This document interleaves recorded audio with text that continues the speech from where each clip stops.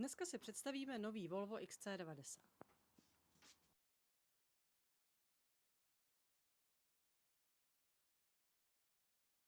Fakt nový. Vážně. Tahle generace, v pořadí druhá, je na trhu 11 let.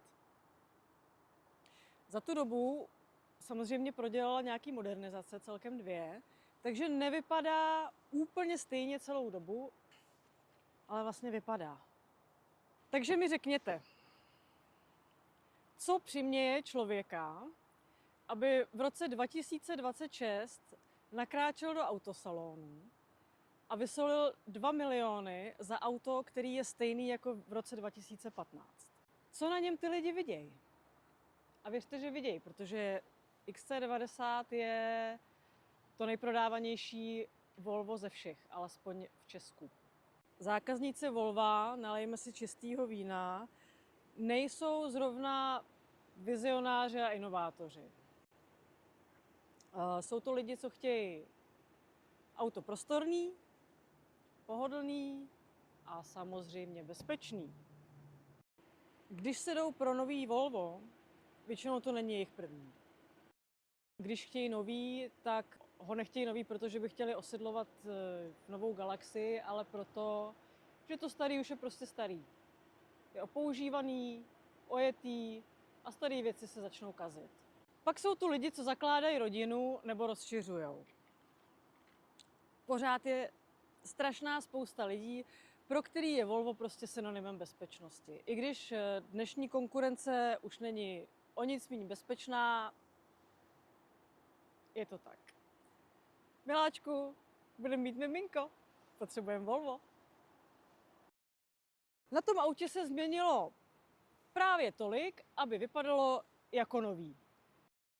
Krásný příklad toho, že když uděláte design nadčasový, tak ho nemusíte nijak zásadně měnit hodně dlouho.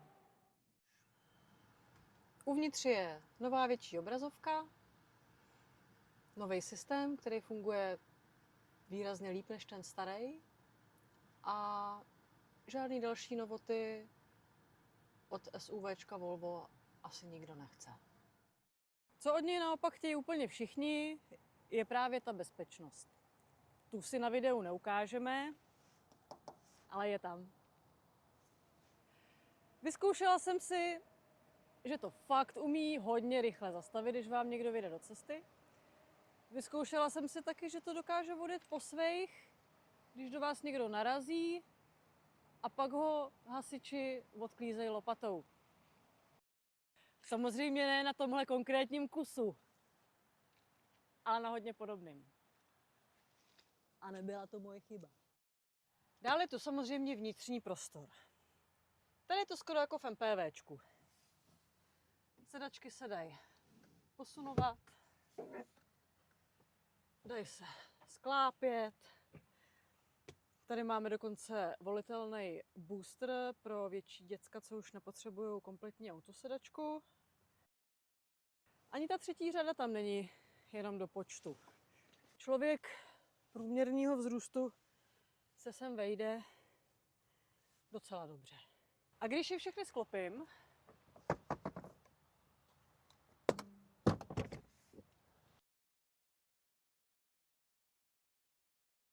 tak si můžu naložit třeba kanapé, nebo to jako kanapé použít.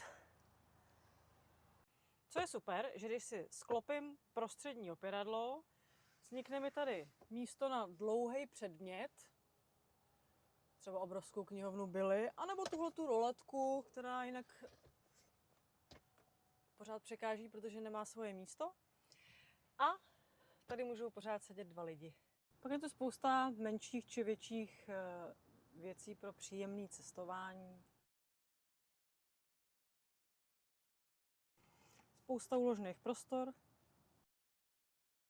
Všechno to má koberečky, aby v tom věci neštěrchaly.